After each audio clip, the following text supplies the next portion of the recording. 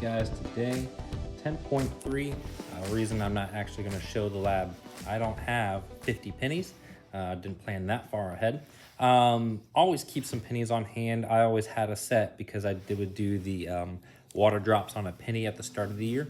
But just take a couple bucks to the bank. You should be able to get that fairly easy. And if you don't have that many pennies, you can use any amount of any change. Just keep it consistent, makes it easier. So the first part is just starting off with all your pennies as heads.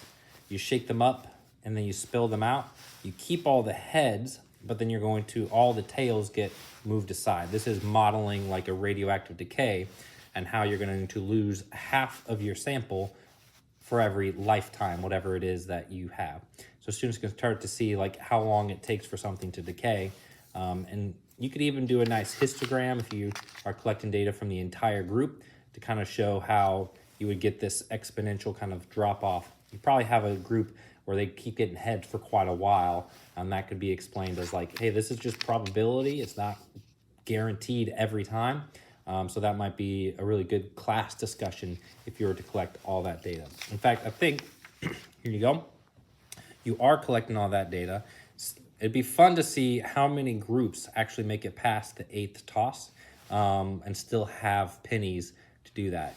If you think about it, you'd be down to 25, you'd be at 12, 6, 3, 2 or 1. So like you'd have to be pretty lucky with flipping just to keep that.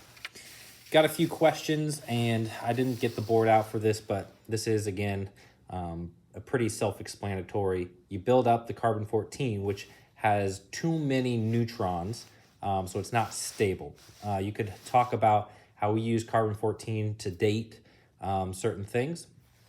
And so when the carbon-14 decays, one neutron, let's see here, here it is, one neutron, and you replace it with a proton and an electron, which means it's no longer going to be carbon-14. So the question asks the students, okay, what did it become when it lost the neutron and gained a proton?